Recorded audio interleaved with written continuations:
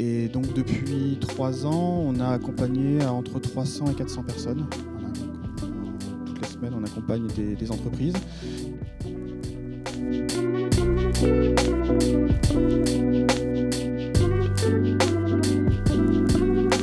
Bonjour à tous, bienvenue pour cette première table ronde de la journée. Merci pour votre présence aujourd'hui à la Chambre des métiers et de l'artisanat. Merci pour votre présence en ligne aussi, je sais que vous êtes nombreux à nous suivre en ligne. Donc pour cette première table ronde, on va parler pour cette journée entière d'ailleurs, on va parler des enjeux devenus incontournables de la transformation numérique. Donc les élus nous en parlaient ce matin.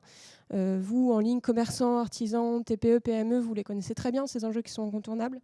L'objectif de cette première table ronde va être de pouvoir détailler ensemble les différents dispositifs, les différentes actions que vous mettez en place dans l'ensemble de vos structures. Donc pour tous les acteurs du territoire, pour les aider à se digitaliser et à passer ce cap de la transformation digitale. Donc je vais vous demander d'abord à chacun de me dire en quelques mots, de me présenter votre structure et votre mission. On peut commencer avec vous, Jean-Christophe Poncet de la CCI. Alors, oui, ça va, ça marche. Déjà, merci pour cette invitation, donc à la mêlée ainsi qu'à la Chambre de commerce pour l'accueil dans ces locaux.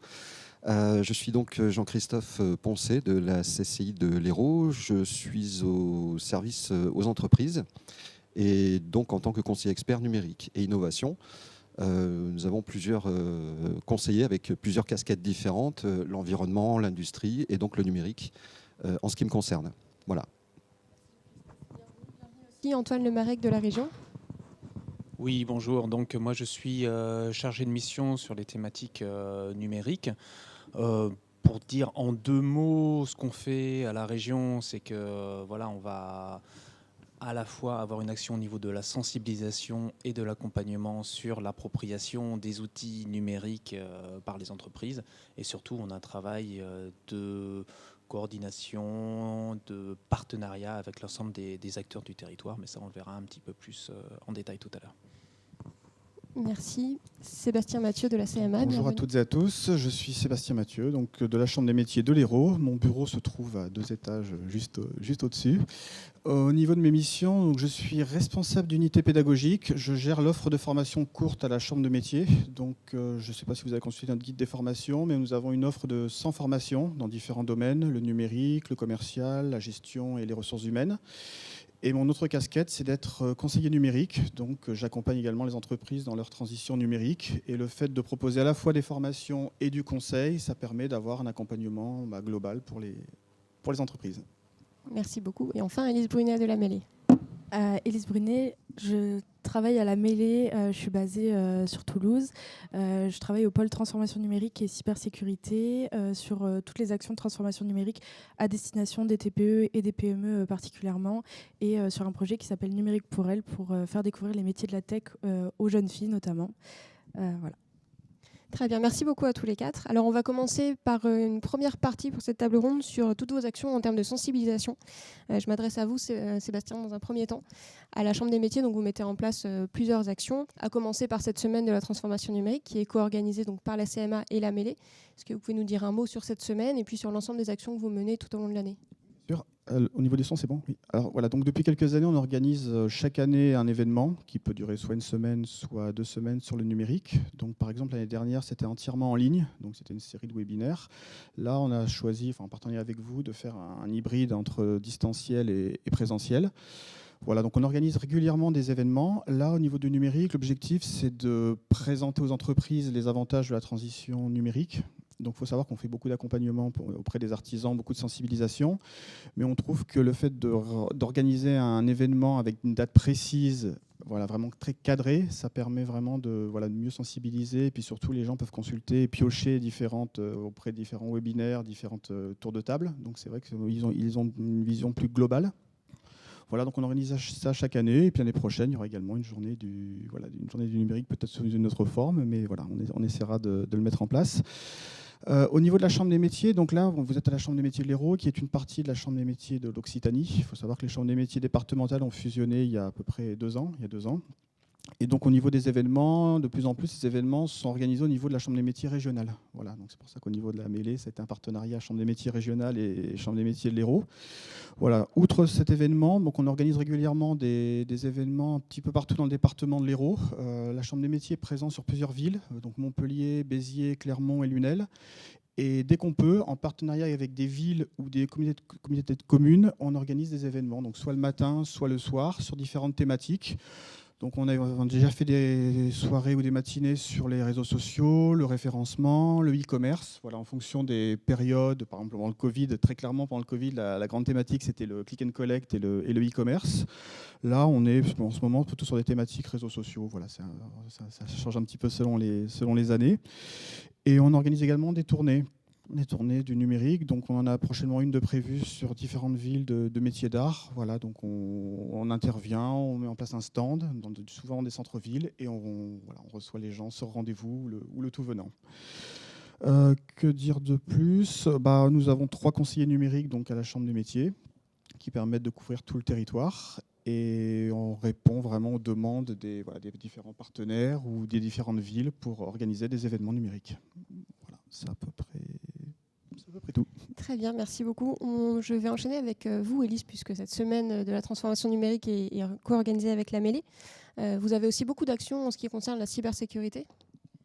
Oui, alors sur les actions de cybersécurité, on a notamment les rendez-vous de la sécurité numérique qui sont une présentation qu'on a co-construit notamment avec Oxymore, Cyberrock et la commission sécurité de la mêlée. On se déplace sur les territoires, on se greffe à des événements existants aussi pour sensibiliser les entreprises aux enjeux de la cybersécurité. Donc on a plusieurs thématiques qu'on propose aux entreprises. Ça peut aller de la gestion des mots de passe aux cyberattaques. On parle aussi d'OSINT, de BIOD, donc qui sont des mots un petit peu barbares, mais qu'on explique de façon assez simple aux entreprises parce qu'il faut savoir se prémunir de ces risques-là. Et puis après, au niveau de la sensibilisation, de façon plus large en Transphonium, on a donc cette semaine de la Transphonium dont on a parlé cybersécurité, notamment lundi à Toulouse, qui est organisée du coup avec la CMA et on est sur des événements hybrides parce qu'on a à cœur de toucher toute l'Occitanie et pas que Toulouse et Montpellier qui sont les métropoles.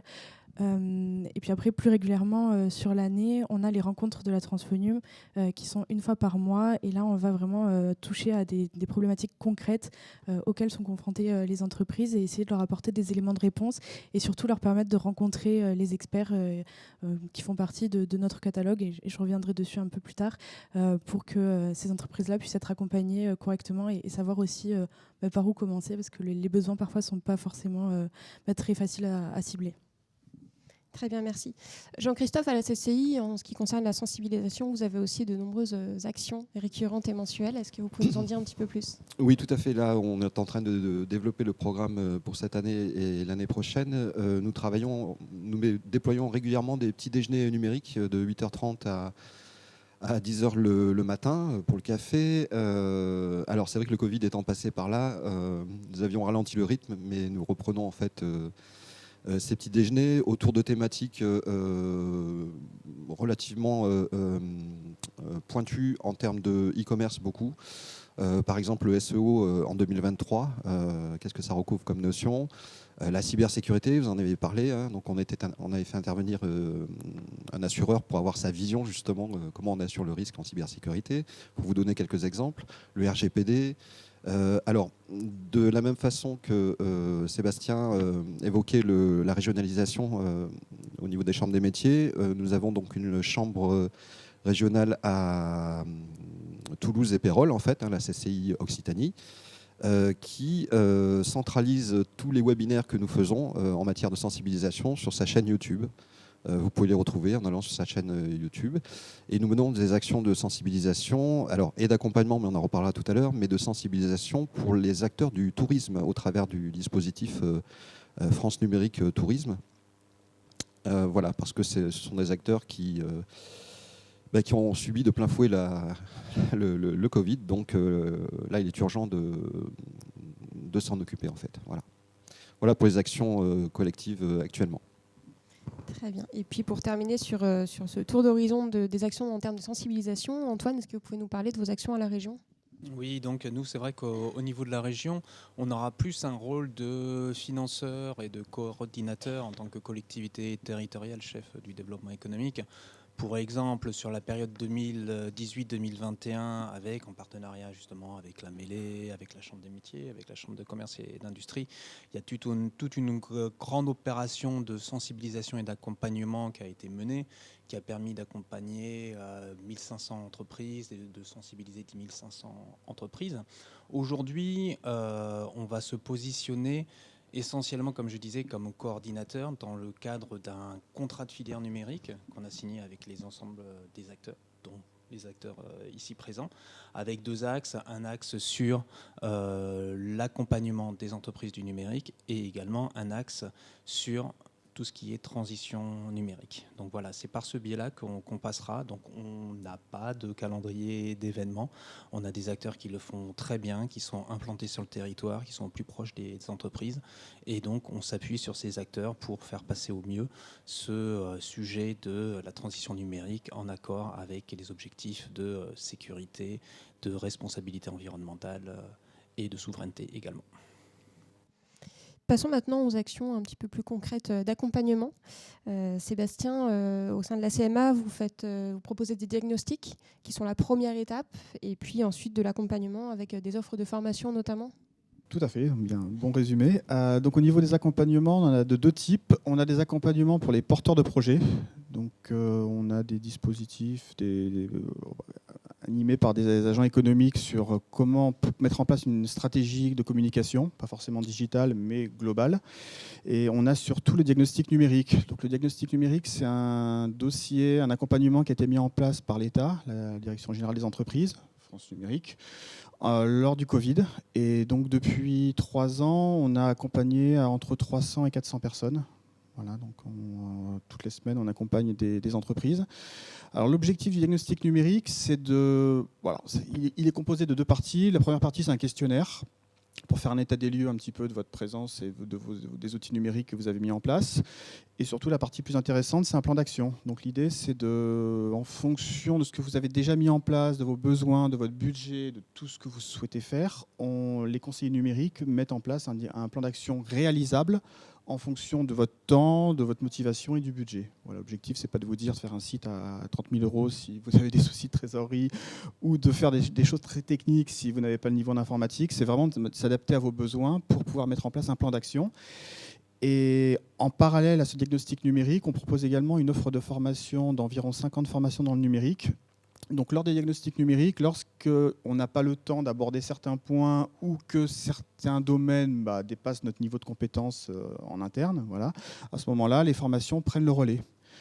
Donc au niveau des formations, comme je vous disais, on en a à peu près une 50aine dans différents domaines. Donc au niveau des grandes thématiques, on a principalement les annuaires. Donc les annuaires type les fiches établissements Google ou des annuaires plus généralistes. On a toute une gamme de formations sur les sites internet, donc sites internet vitrine ou e-commerce. Donc là, pour chaque formation de création de site, on a choisi des outils de création, des CMS, selon les différents niveaux. Donc on a toujours un outil de création simple et un outil de création plus complexe, pour ceux qui ont un peu plus de temps et la motivation. On a bien sûr des formations de référencement et toute une gamme de formations sur les réseaux sociaux. Donc on a des formations sur Facebook, TikTok, Pinterest, LinkedIn. Voilà, donc les principaux réseaux sociaux. Pour chaque réseau social, on a une formation qui est adaptée. Et voilà, et de plus en plus, on essaie de proposer des formations un peu plus pointues, telles que des formations sur le storytelling, par exemple, qui est une formation qu'on a rajoutée l'année dernière. C'est-à-dire, vous êtes présent sur les réseaux sociaux, comment on va structurer l'ensemble et raconter une histoire cohérente vis-à-vis de la clientèle. On a des formations sur la e-réputation également, parce que c'est bien beau d'être présent sur des annuaires ou sur les réseaux sociaux, mais parfois les clients ou prospects s'en donnent à cœur joie au niveau des avis, donc il faut savoir gérer tout, positif ou négatif, mais il faut savoir gérer tout ça. Et là, récemment, on a mis en place des formations sur la vidéo. Voilà, je ne sais pas si vous le savez, mais de plus en plus, les réseaux sociaux type Instagram et puis forcément TikTok partent de plus en plus sur les vidéos, les réels. Donc tout ce qu'on pouvait penser savoir sur les réseaux sociaux il y a 1 an a été remis en cause par l'arrivée de TikTok sur le marché. Donc on a mis en place des formations là-dessus. Et voilà, sinon de mon côté, je fais une veille permanente. Donc là, je suis en train de faire des tests sur l'intelligence artificielle, donc voir comment on peut adapter ça à des formations. Bon, il faut mettre des gants, mais bon, je pense que c'est faisable. Et puis voilà, pareil.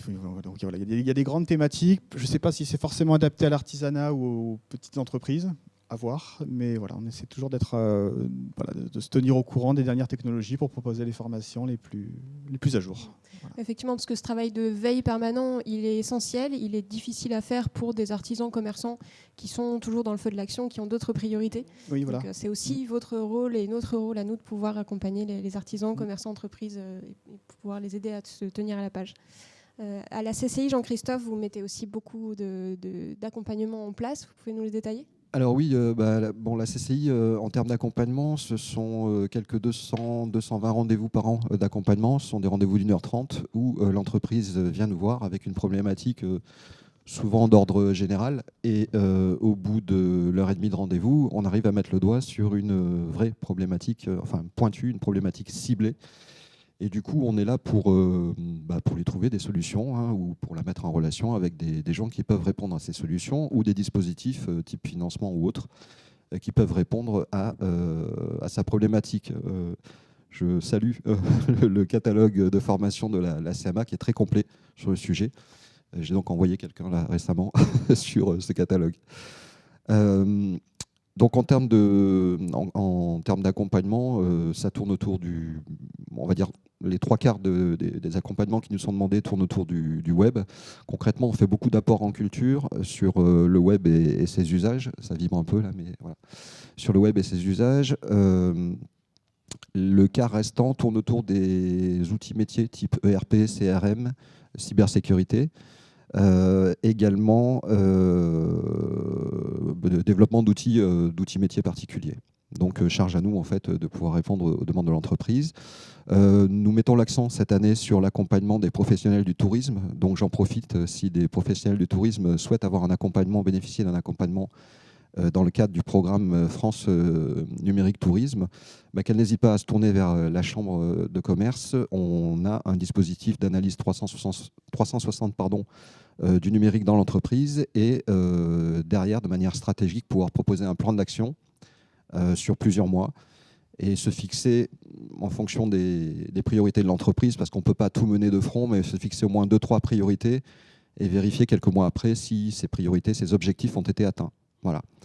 Donc beaucoup d'apports en culture et beaucoup de mise en relation, on en parlera tout à l'heure, mais avec des professionnels de l'écosystème. On a la chance d'être sur un écosystème très riche en professionnels du numérique, très compétents. Donc notre cible principalement, celle qui vient, on l'évoquait tout à l'heure, c'est de la TPE.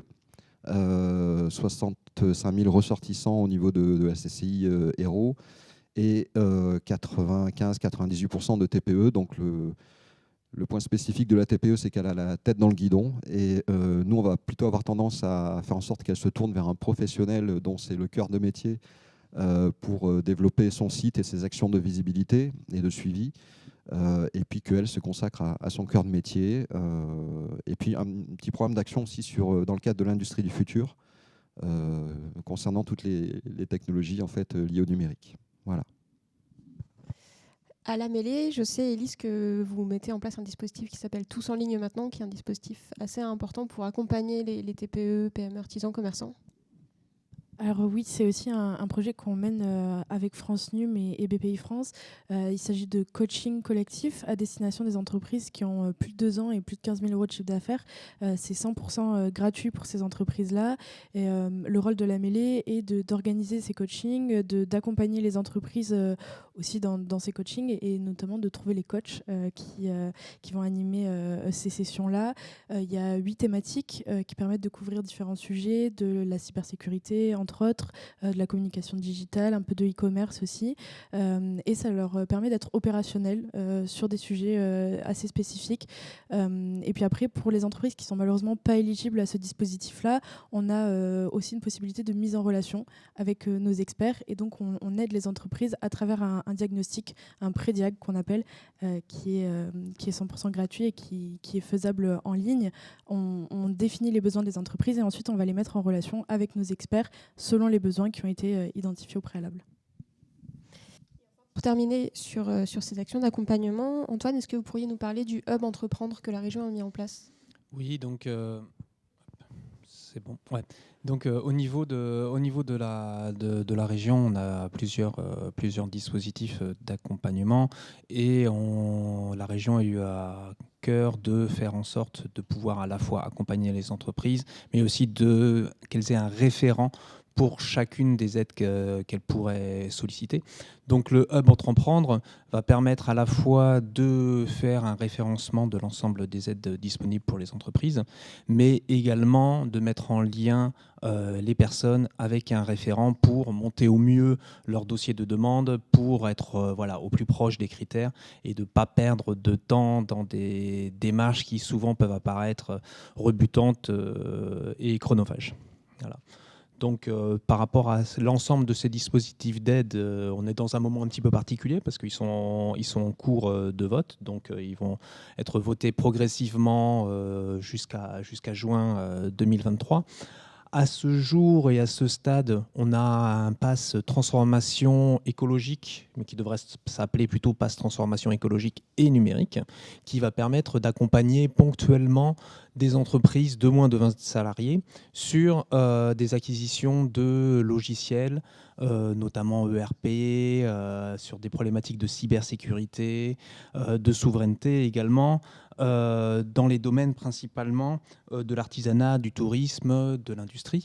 Donc c'est un dispositif qui peut répondre à pas mal de demandes.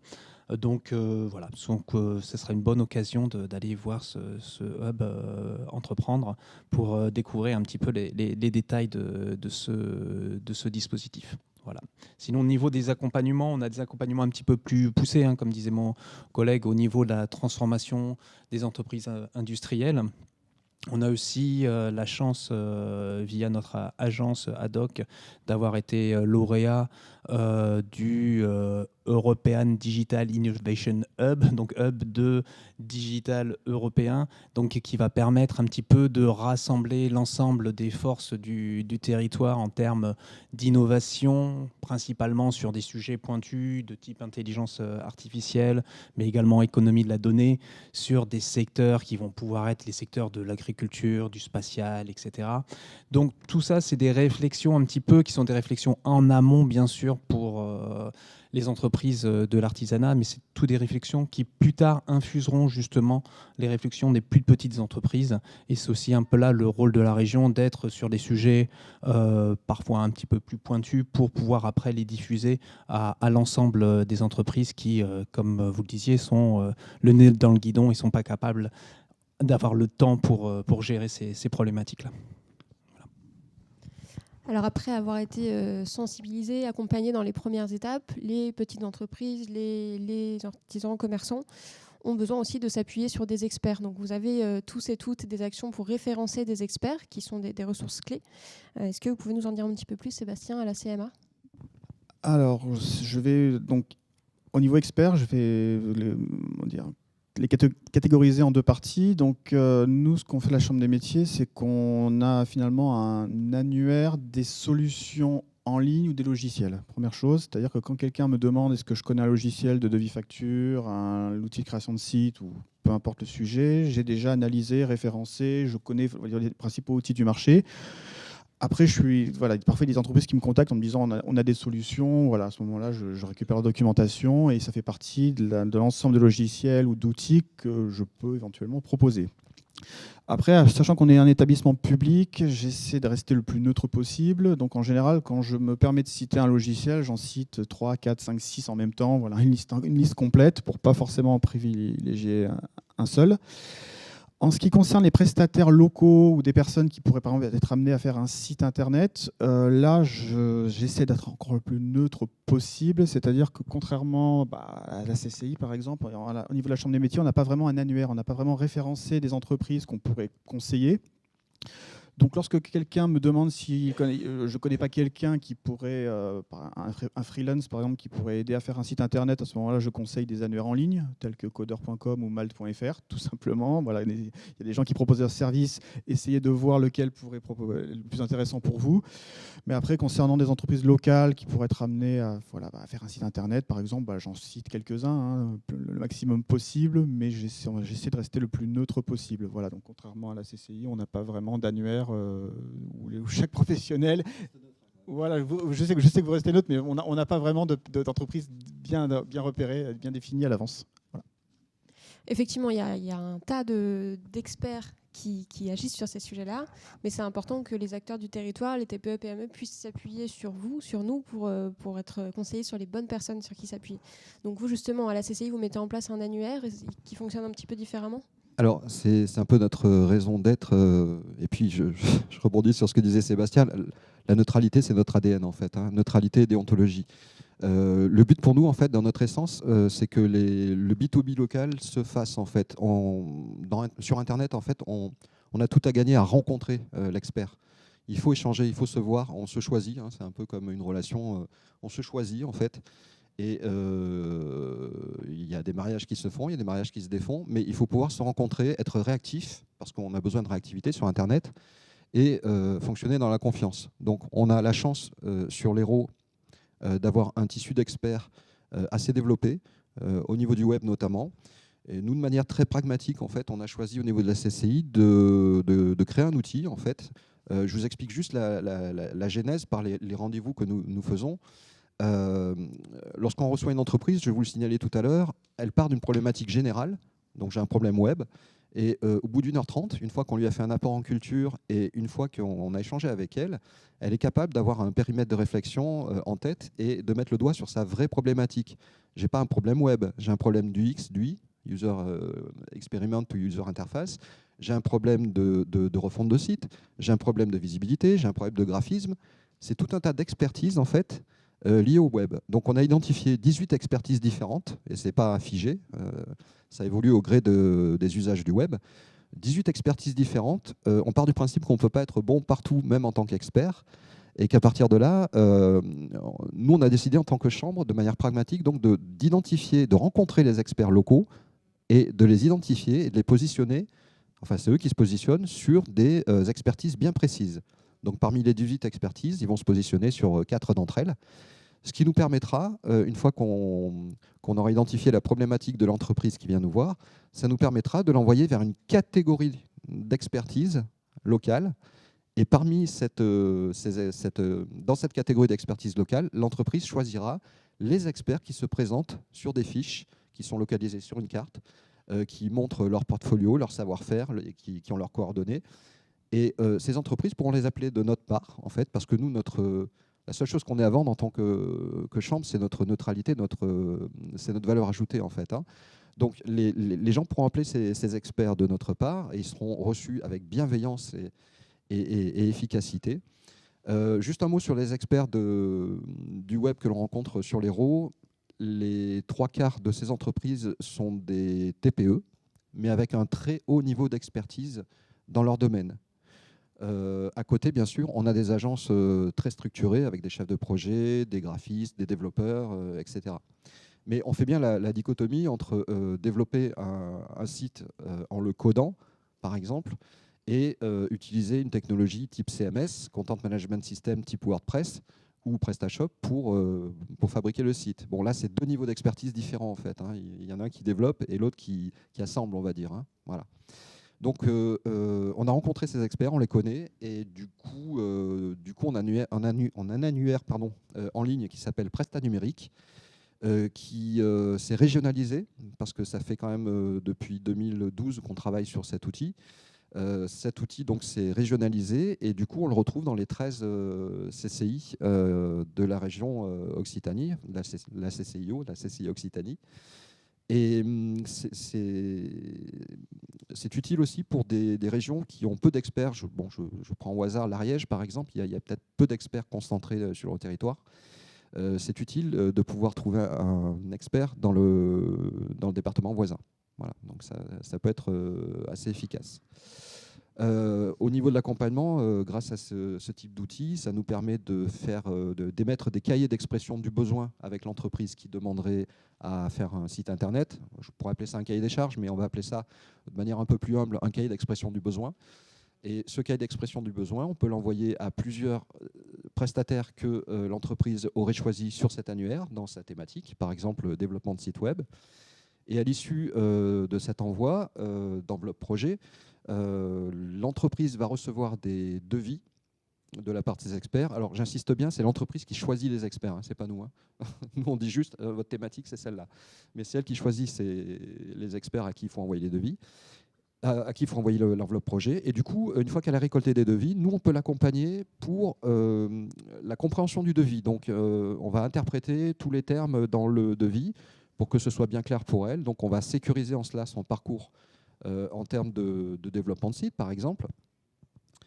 On va se prononcer donc sur le contenu du devis et non pas sur le prix parce que ce n'est pas notre rôle. Hein. Donc là, encore une fois, il faut être neutre, se tenir déontologiquement. On ne va pas aborder la question du prix, mais on va aborder la question du contenu. Tiens, est-ce que vous avez prévu la formation, par exemple? Je vois qu'elle n'est pas dans le devis. Comment vous allez faire? Est-ce que vous êtes comme ça avec le prestataire ou est-ce que vous êtes rendu relativement autonome pour pouvoir vous débrouiller par la suite? Voilà. Donc ça, c'est notre mode d'intervention au niveau des experts du prestataire web, en fait. Voilà, c'est un peu loin. C'est très bien, c'était complet et très intéressant. Élise, à la mêlée, vous mettez aussi en place un catalogue d'experts. Est-ce que vous pouvez nous détailler le fonctionnement et les profils qui sont référencés? Alors oui, nous, contrairement à la CCI, enfin contrairement non, parce qu'en fait, on est en train de justement travailler avec la CCI pour mutualiser nos catalogues, parce qu'on a une façon de fonctionner qui est à la fois similaire et à la fois un petit peu différente. On agit sur 8 champs d'action. On a appelé ça des champs d'action. Donc e-commerce, relations clients, et je ne vais pas tous les citer parce que ça va être un peu long sinon. Et on référence nos experts selon ces champs d'action-là. Et ensuite, on les a tous rencontrés également pour connaître plus particulièrement leurs spécificités. Et en communication digitale, par exemple, moi c'est l'exemple que je prends en général, faire des réseaux sociaux ou faire du référencement, c'est pas du tout la même chose. Donc nous, on va conseiller les entreprises selon leurs besoins, suite aux prédiagnostics qu'elles auront remplis en amont en général. Et pareil, on met en relation avec 1, 3 ou même plus d'experts selon les besoins. On les référence aussi par localisation. Mais comme disait Jean-Christophe, c'est bien pour les entreprises d'avoir des prestataires locaux et de pouvoir les rencontrer, de pas seulement les voir en visio ou au téléphone. Ça donne un côté qui est quand même beaucoup plus humain à l'accompagnement. Et voilà, donc là, bientôt, nos experts transphonium à la mêlée seront également référencés dans le catalogue Presta numérique. Merci beaucoup. Et puis on va terminer avec la région. Est-ce que vous avez aussi des annuaires que vous proposez? Alors, nous, non, bien sûr, on ne va pas proposer d'annuaire. Nous, à la région, on aura comme objectif de développer l'ensemble des entreprises du territoire. Donc, on aura à la fois l'objectif de développer les entreprises qui vont utiliser les outils numériques, mais également les entreprises du numérique. Pourquoi je dis ça? Parce que nous, l'objectif, c'est de mettre en valeur les prestataires du territoire, les solutions du territoire, et également face possiblement à des solutions concurrentes internationales plus connues, et donc de faire connaître l'ensemble des expertises sur le territoire. Donc, comme vous l'avez vu, il y a plusieurs annuaires qui existent, plusieurs types de référencement. Donc nous, notre but, ça va être de coordonner au mieux ces annuaires et de mettre encore mieux en valeur les experts, les solutions pour bénéficier au mieux aux entreprises.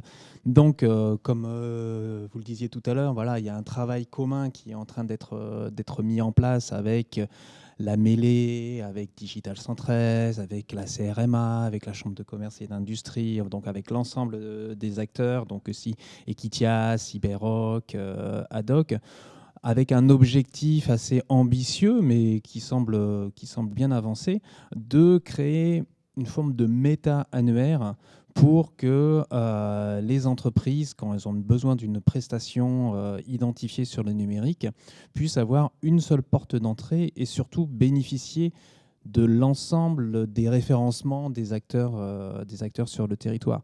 Donc, comme on le voyait tout à l'heure, ça marche plutôt bien. Et donc là, il va déjà avoir une forme de coordination, fusion entre la mêlée et votre annuaire côté chambre de commerce et d'industrie. Donc, le but, ce sera également un peu à terme de mettre encore plus en visibilité certaines solutions pour peut-être arriver à mettre en avant des solutions régionales face à des solutions plus connus au niveau, comme je disais, national et international. Donc on est sur un grand chantier qui va nous prendre un petit peu de temps, mais voilà, les premiers effets concrets du méta-annuaire se verront déjà dans quelques mois. Très bien, merci beaucoup à tous les quatre. Un petit mot, Jean-Christophe? Je vais rajouter un petit mot parce que j'ai complètement oublié de mentionner que le second jeudi après-midi de chaque mois, parce qu'on parle de souveraineté et puis d'outils quand même un peu plus souverains, on sort un petit peu des GAFAM, et le second jeudi de chaque mois après-midi à la Chambre de commerce, dans le bureau de la mission d'appui au numérique, nous organisons avec l'aide de l'association Montpel Libre, qui vient nous aider. On a de la chance, elle vient nous aider sur ce point. On organise une après-midi pour toute entreprise, régulièrement, toute l'année en fait, pour toute entreprise qui a des besoins ou qui se pose des questions sur le logiciel libre, elle peut venir nous voir. Et là, on va parler d'Olibar, en termes de RP, d'Odoo. Elle pourra poser n'importe quelle question sur le logiciel libre, et on va lui trouver ou la mettre en relation avec des intervenants spécialisés sur ces technologies-là. Voilà. Et on a mis sur le site en ligne, sur le site de la CCI, le pack logiciel libre pour l'entreprise aussi, parce que c'est dans le même sujet. Hein. On a mis ce pack logiciel libre pour l'entreprise qui est assez utile pour toute entreprise qui se pose des questions sur les technologies libres. Elle peut aller voir, tout est thématisé, donc bureautique, graphisme, gestion d'entreprise. Et dedans, vous avez plein de logiciels à télécharger. C'est la CCI de l'Oise qui avait développé ça. Et c'est un très bel outil. Voilà, c'était une petite parenthèse. Merci. Parenthèse très utile. Alors, on arrive à la fin de cette table ronde. Je vais vous proposer à tous un mot de la fin pour conclure. En commençant par vous, peut-être, Élise, sur un conseil, un encouragement pour les personnes qui souhaitent se lancer ou aller plus loin dans leur transition digitale. Je pense qu'il ne faut pas voir ça comme une montagne insurmontable, mais plutôt des petits pas qu'on peut faire avancer petit à petit, tout en étant accompagné. Il y a beaucoup d'acteurs sur le territoire qui sont dédiés à ces sujets-là. Hein. On en parle depuis le début de la semaine et particulièrement ce matin. Donc voilà, il faut savoir se faire accompagner, il ne faut pas avoir peur de demander de l'aide et puis y aller petit à petit pour déjà enclencher la transition digitale, c'est bien, et puis après aller un peu plus loin, c'est encore mieux. Sébastien ? Mon premier conseil, c'est ne restez pas seul, faites-vous accompagner, formez-vous. Voilà, donc, tout à l'heure, Jean-Christophe citait l'exemple des sites internet. Avant de faire un site internet, suivez une formation sur le cahier des charges, demandez-nous conseil pour éviter de partir sur un site coûteux où vous êtes pieds et poings liés ou autre, ou pire, je ne sais pas. Donc voilà, donc, dans tous les cas, avant de vous lancer, n'hésitez pas à nous contacter. Après, on en parlera peut-être tout à l'heure, mais au niveau des outils, ne vous faites pas une montagne du numérique. On est en 2023, il existe des outils très simples à utiliser. Donc, quel que soit votre niveau en informatique et votre temps disponible, vous trouverez toujours un outil simple pour au moins avoir une première présence sur Internet. Et une fois que vous aurez le niveau, vous pourrez vous perfectionner ou payer quelqu'un. Mais en tous les cas, je peux vous garantir que vous trouverez une solution pour être présent sur Internet. Et puis, en résumé, restez pas seul, et puis voilà, il faut se lancer. Il faut s'y mettre. Ouais. Antoine ? Merci. Je dirais un petit peu, faites-vous confiance, restez concentrés aussi sur votre cœur des métiers. De métiers, vous avez la chance d'avoir des expertises autour de vous, des gens qui sont capables de vous conseiller et de vous accompagner. Donc ne vous éparpillez pas, ne devenez peut-être pas un expert du numérique. Concentrez-vous d'abord sur votre métier.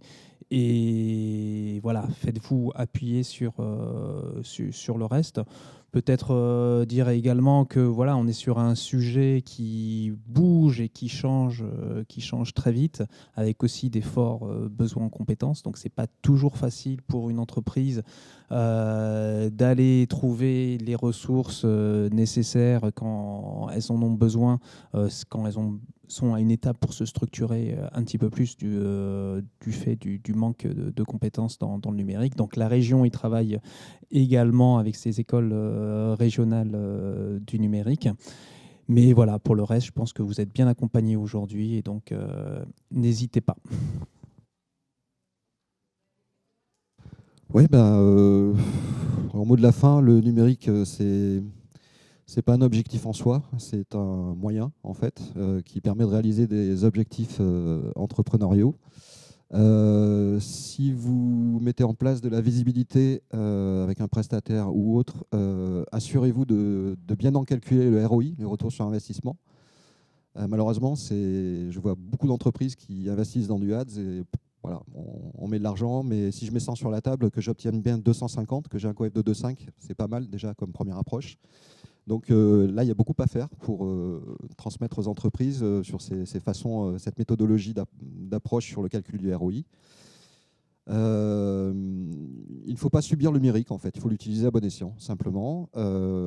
Et puis, venez nous voir à la Chambre de commerce. Nous, on est là aussi, du coup, pour conseiller au mieux, en toute neutralité, surtout. Je crois que c'est important. Voilà. Et posez-vous des questions aussi sur la cybersécurité. C'est le nerf de la guerre. On est sur un géant pied d'argile hein, avec le numérique quand même. Si je coupe le courant, qu'est-ce qui se passe? Donc pour toutes les PME, les plans, les PRA, les plans de reprise d'activité, informez vos salariés que ça existe aussi. Qu'est-ce que je fais quand je coupe l'accès à un ERP? Et puis en cybersécurité, on sait que le maillon faible est entre le clavier et l'écran aussi. Donc formez-vous en fait sur ces sujets-là. Ne les subissez pas, formez-vous. Même si on est dans une société de l'image et de l'immédiateté, recommencez à lire parce que c'est important, ou visionnez, ou formez-vous en fait sur ces sujets-là. Voilà. Plus, voilà, par rapport à... Il y a l'aspect cybersécurité aussi, mais il y a aussi l'aspect impact environnemental. Donc ça, c'est quelque chose qui sera important à la fois vous en tant que chef d'entreprise, mais aussi pour l'image de votre entreprise. Donc soyez également attentifs à ce point. Il y a des solutions toutes simples hein, pour limiter son impact environnemental. Peut-être parfois avoir des vidéos avec une définition un tout petit peu moins bonne. Ça n'empêchera pas que le message passera malgré tout. Voilà.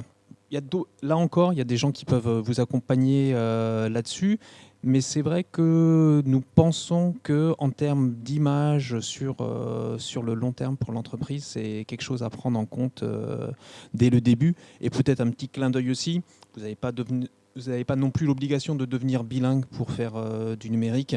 Voilà, on parlait tout à l'heure de ads, publicité, de ROI, Return on Invest. Vous inquiétez pas, les experts également sont capables de vous faire la traduction de tous ces concepts.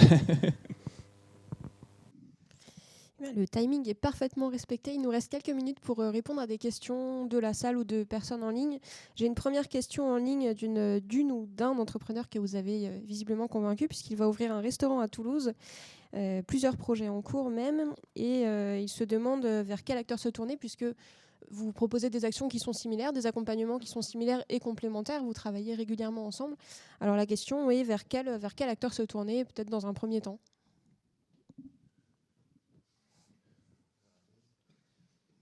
Déjà, bravo pour le projet d'ouverture de restaurant. Je dirais qu'en condition d'ouverture, il est absolument essentiel de se tourner vers nous en tant qu'acteurs, hein, que ce soit CMA ou CCI, parce qu'on est vraiment là, pour le coup, la tête dans le guidon, on n'a pas encore le rythme. On n'a aucun recul sur ces chiffres, sur le N-1 notamment. On met en place des équipes et puis on essaie de répondre aux contraintes du personnel. Donc, concrètement, là, il va falloir en premier lieu réfléchir à votre visibilité.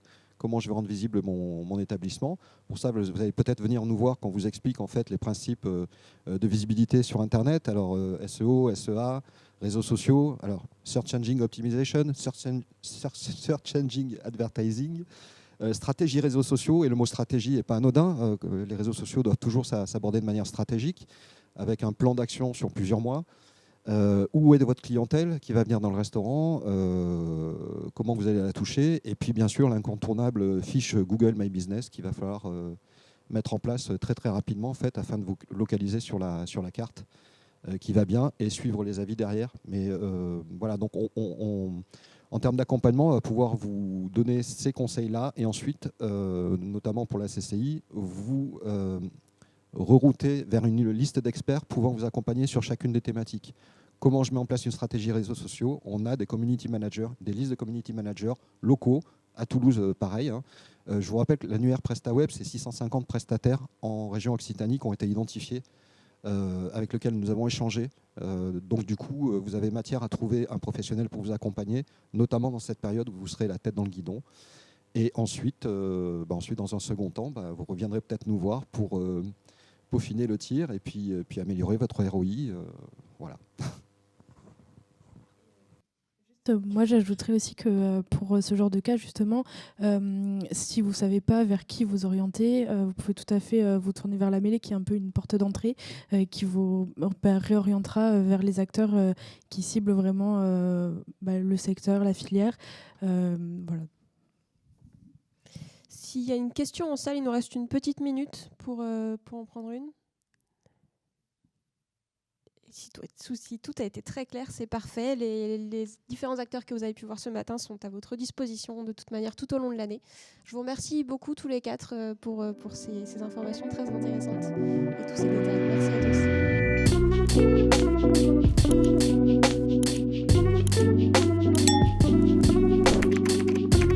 tous.